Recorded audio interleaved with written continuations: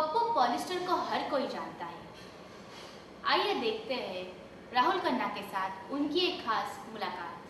50 से भी ज़्यादा फिल्म, 100 से भी ज़्यादा सीरियल और 100 से भी ज़्यादा एड फिल्मों में काम करने वाले पप्पू पॉलिस्टर को हर कोई जानता है। नवाब खानदान के लखनवी नवाब पप्पू पॉलिस्टर लंदन में थिएटर करके भारत में आए। यहाँ बॉलीवुड में आकर अपने करियर की शुरुआत की फिल्म कुदरत से। फिल्म कुदरत में उन्हें पहला ब्रेक अनिल शर्मा ने दिया। धारावाहिक टीपू सुल्तान का किंग ऑफ मैसूर का बेस्ट सपोर्टिंग अवार्ड भी उन्हें मिला। आज हमारे स्टूडियो में जाने माने फिल्म अभिनेता पप्पू पॉलिस्टर जी आए हैं। दर्शकों, आज पप्पू पॉलिस्टर जी से आप लोग रूबरू होने जा रहे हैं। पप्पू पॉलिस्टर जी, इंडिया ब्यूरो के स्टूडियो में आपका बहुत बहुत स्वागत है। पप्पू जी नमस्कार। नमस्कार। कैसे हैं आप?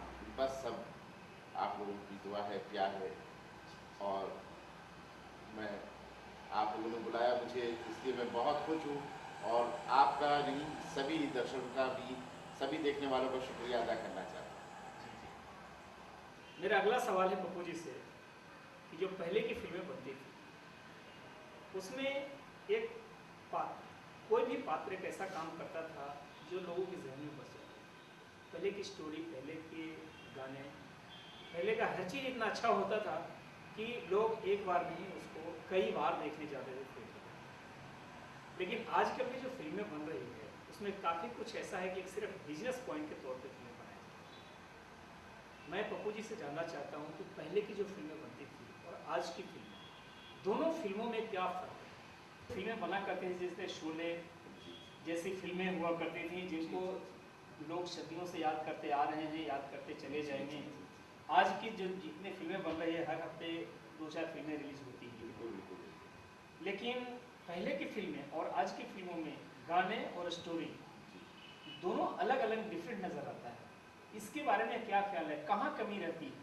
देखिए, ऐसा है कि पहले जो फिल्में बनती थी उसके अंदर कलाकार जो था तो किरदार को जिंदा करता था और किरदार को उठाता था, और वो जो कैरेक्टर कर रहा था तो उस कैरेक्टर पर उसका ध्यान होता था। अब कहानी तो फिल्म में होती नहीं है, एक ही जैसी फिल्में सब बनाते हैं, और एक ही जैसी म्यूजिक होती है, एक ही जैसे गाने होते हैं, एक ही जैसे गेटअप होता है, एक ही जैसे हीरोइन कपड़े पहनती है।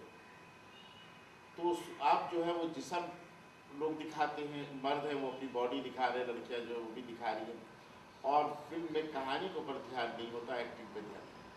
आप देखिए, मीना कुमारी थी या उस वक़्त की एक्ट्रेस थी, या अभी भी वहीदा रहमान अगर पर्दे पर आती है तो उनके चेहरे पर किस कदर का ममता और शराफत है, और वो क्या अच्छा किरदार निभाती है वहीदा रहमान।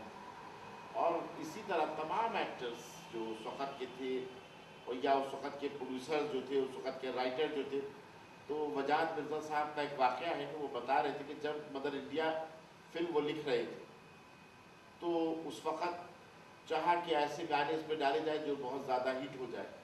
तो वजाद मिर्ज़ा जो राइटर थे उनका, मैंने हमेशा प्रोड्यूसर से और डायरेक्टर से इस बात के लिए जंग की है कि जिस ज़बान में हम डायलॉग लिख रहे हैं उसी ज़बान में गाने होंगे। अगर हीरोइन गाँव में रह रही है या इंडिया में रह रही है, उसने कभी यूरोप नहीं देखा तो यूरोप कैसे जा सकती है? यूरोप का ख्वाब भी नहीं देख सकती वो।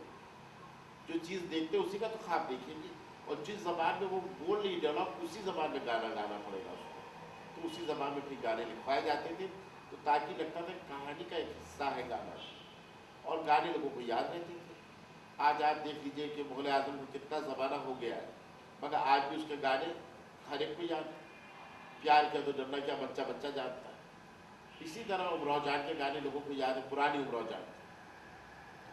आज हम थिएटर से निकलते तो हमको गाना याद नहीं रहता, इस वजह से कि हम सिंगर की आवाज़ को दबा देते और बहुत सारी म्यूज़िक ऊपर कर देते, इतनी ऊंची कर देते कि हमें धुन सुनाई देती है, मगर हमें ना बोल समझ में आते ना सिंगर की आवाज़ समझ में आती है, इसलिए हमें गाने याद नहीं रहते। और अगर हमारा पूरा संगीत जो हमारा खुद का इंडिया का संगीत है इतना मीठा, इतना सुरीला, इतना शांत है कि उसके सुनने के बाद आदमी के सर का दर्द भी ख़त्म हो जाता है और आदमी खुशहाल हो जाता है, और उसका गम भी जो होता है वो गलत हो जाता है। और जो शोरगुल वाला वेस्टर्न म्यूज़िक है, मैं इसके खिलाफ नहीं, उनका कल्चर है, तो उनके म्यूज़िक सुनने के बाद अगर सर में दर्द नहीं तो दर्द हो जाता है। पप्पू जी ने दूध का दूध और पानी का पानी कर दिया।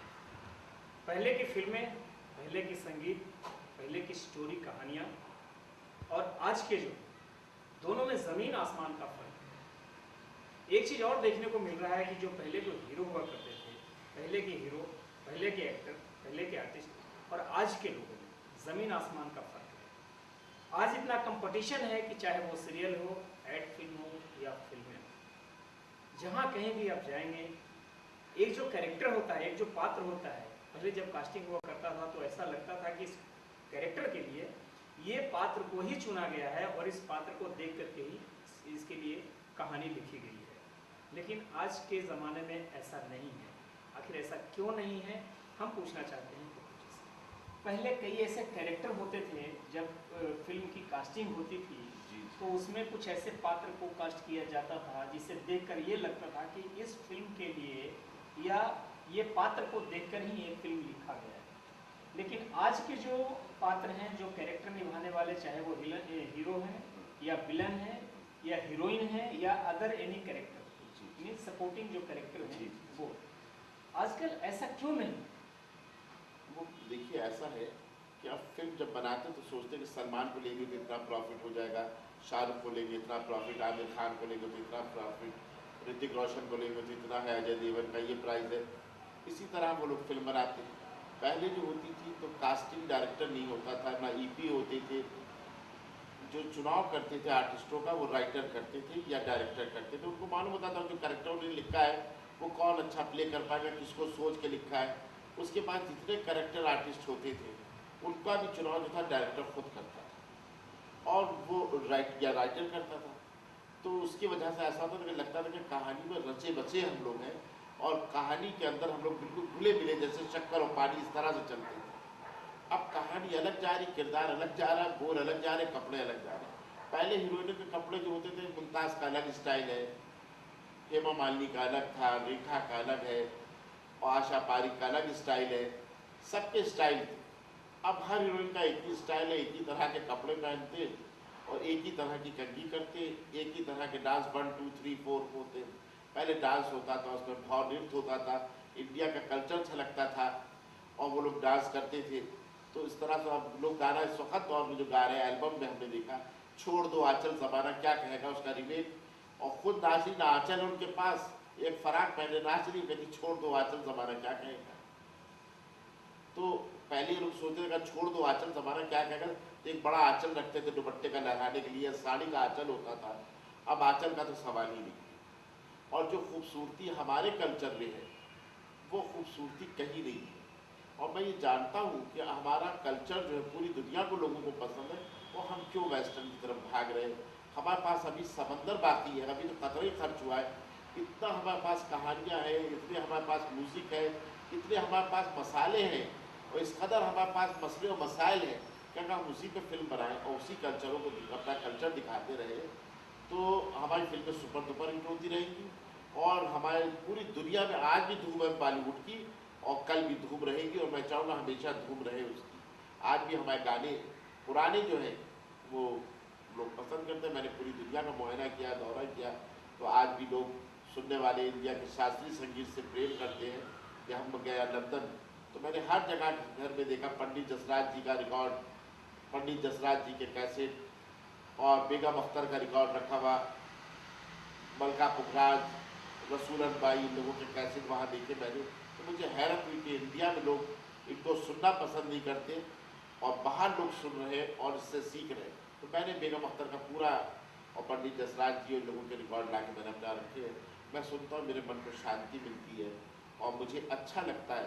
मैं कुछ देर के लिए वो जो गज़ल गाती है उस गज़ल में खो जाता हूँ। ऐसे बोल होते हैं कि हमको आम आदमी की तरह जैसे अपने समंदर में जैसे बह जाती है, इस तरह मैं बह जाता हूँ उन्हीं ख्यालों में, उसी म्यूज़िक, उसी संगीत में।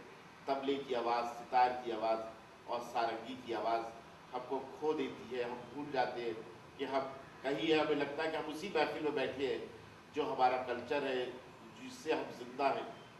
बांसुरी की सुरीली जो सदा होती है वो अब सुनने के लिए फिल्मों में काट तरस है।